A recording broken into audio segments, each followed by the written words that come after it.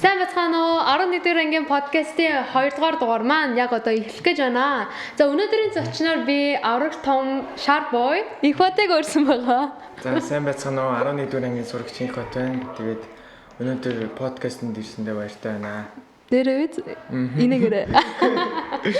За та тэгвэл өөрийнхөө уншсан номоо гоё товчхон танилцуулаад өгөөрэй. Энэ хадгаламж үүсгээс эхлэнэгээ 6 дансны аргын талаар юм ном уншсан байгаа. Тэгээд энэ өөртөө хадгаламж үүсгэхийн төлөө энэ номыг уншсан байгаа.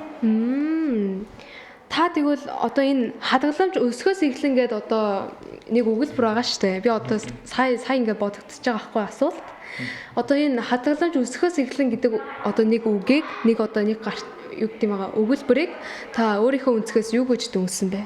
Би энэ хадгаламжийг өөрийн мөнгөө ингэж хурааж үлсэж байж энэ мөнгийг олохын болов гэж бодсон л доо. Тэгээд энэ зовж зүдэрч олсон мөнгөө зүг зүгээр хоол болгож өрөхгүйгээр харин одоо нэг мөнгөө улам сайн хадгалж тийм хадгаламж үүсгээд ирээдүйдээ зарцуулахын төлөө ном уншсан байгаа. Тэгээ өөрийнхөө идэх гэж байгаа хоолныхоо мөнгөөстэй ингээд ядаж баг багаар хасаад харин би бас яг анх энэ өгүүлбэр ингээд сонсчоод яг ингээд нэрийг уншихад ингээд гарчиг хүртэл ийм амар том юм мэдрүүлж штэ гэл тийм юм батсан байхгүй юу.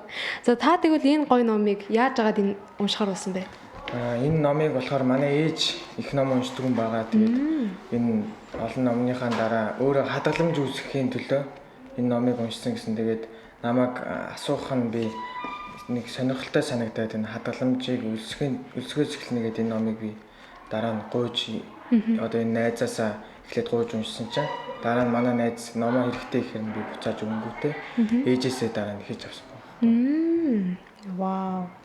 Тэгээ ээжээсээ ер нь их юм сурах юм маш их байгаа юм байна шүү дээ, тийм ээ. За та тэгвэл ер нь өмнө ингээд хадгалдаг байсан уу? Ер нь үүсгдэг байсан уу? Өмнө нь хадгалъя гэж боддог байсан. Гэхдээ хадгаламжаа нэг ямар ч хэрэггүй зүйлд нэг гарч ирээл тийм зүйл гарч ирээл үрчдэг байсан. Тэгээд хадгалж болж чадаагүй. Одоо бол хадгалж эхлэе гэж бодож байгаа. Аха. Та тэгвэл ер нь хадгаламж үүсгэхэд таны мэдлэгт ер нь энэ ном хэр ингээ нөлөө үзүүлсэн бэ? Ер нь нэмэр болсон уу?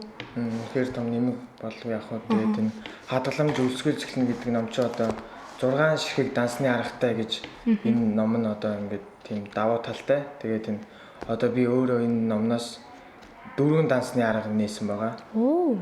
Энэ номноос ингээ суралцаад уу? Тийм. 6 дансны арга болохын дотроо ном нь өөрөө тэгээд хадгаламжин данс гэж байгаа. Харилцах данс, иргэн төлөлтийн данс, тэр нэг зээл, тэр нэг зээлийн мөнгөө төлөх. Тэгээд аяллаа, найзуудтайгаа аялалд явах. Тэгээд бизнесийн данс уу одоо бизнес өөртөө эрэхтэй зүйлдээ ирээдүйдээ ашиглах. Тэгээд 6 цингэл буюу одоо найзуудтайгаа баяр ёслолт явах те мөнгө төгрөг хэрэг болох. Тэр үедээ л зарцуулъя гэж 4 данс нээсэн гэсэн үг юм биш те.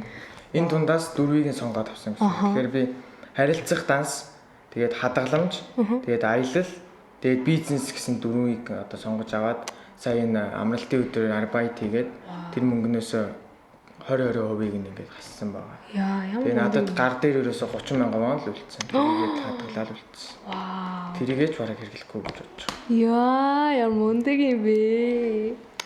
Яа.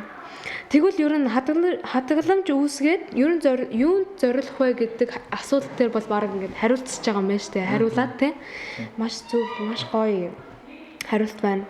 За та тэгвэл ер нь цаашдын одоо энэ хадгаламж өсгөөс эхлэн гэдэг номыг одоо ингээд анх уншиж байгаа хүмүүс хэрэг ингээд унших юм бол одоо за би бас цаашдаа ер нь хадгаламж ингээд хадгалах ёстой юм байна гэсэн одоо бол ер нь төрүүлэхээр байна уу? Үнэхээр төрүүлэх юм чи одоо хүн болгон чи мөнгө олоод тэрийг ямар ч хэрэггүй зүйлд үрж болно. Тэгээ тэрийг ямар ч нэг мэтгэд л мөнгө үгүй болсон л байгаа юм билээ. Амар ер нь төлөвлөгөө ингээд яахгүй бол мөнгө бол айгу ус шиг л алга болчтой юм билээ те. Асар их төсвөр төвчээрээс үүддэг юм билээ. Үнэхээр яг шүү. Би бас үнэхээр энэ тал дээр бол үнэхээр суралцах ёстой. Одоо ер нь өсвөр насны хүүхдэд бол те хадгаламжаа одооноос эхлээд ингээд хадгалаад явбал ер нь бидний ирээдүйд бол маш том тийм хувь нэмэр оруулж байгаа гэж бас бодож байгаа те. За үнэхээр маш том мэдээлэл өглөө. Ер нь айгүй их суралцлаа. Тэ? Тий. Үнэхээр та намыг бас уншихад бас айгүй сонирхолтой л байт юм билээ. Өөртөө бас заримдаа готрох ч үе байт юм билээ. Чи ингээд номоо бас уншихад бас хэцүү байсан. тий штэ. Өөрөө бас дунд нь өөр юм хийгээд номоо айгүй залхуутайгаар уншсан ч гэсэн айгүй сайн ойлгож авсан байна. Ядаж те ингээд дуустал өөрийнхөө төвчээрээр ингээд уншиж дуусгасан гэдэг энэ байхад л ер нь хангалттай да. Ер нь энэ номноос их юм суралцж авсан те. Та хүмүүст ямар ном гэдгийг нэг харуулаарай. Ийм ном. Манайхаа энэ номыг ер нь уншмаар байна шүү. Тэр нь үнэхээр уншихаар ном байна. За та тэгвэл үнэхээр биднэрт айгүй гоё мэдээлэл өглөө. Маш их таалагдлаа. Үнэхээр та бүхэнд бас таалагдсан байх гэж би бодож байна. Үнэхээр суралцах юм маш их байна. Тийм учраас миний найз цаашдаа бас мундаг ном уншаарай. Их фатли ээлтэй бас маш их баярлаа. За та тэгвэл хоёлаа подкаста одоо дуусгая тийм ээ? Дуусгая. За дуусгая. За та манайхаа тэгвэл дараагийн дугаартай цуг уулзцгаая. Баяртай. Баярлалаа.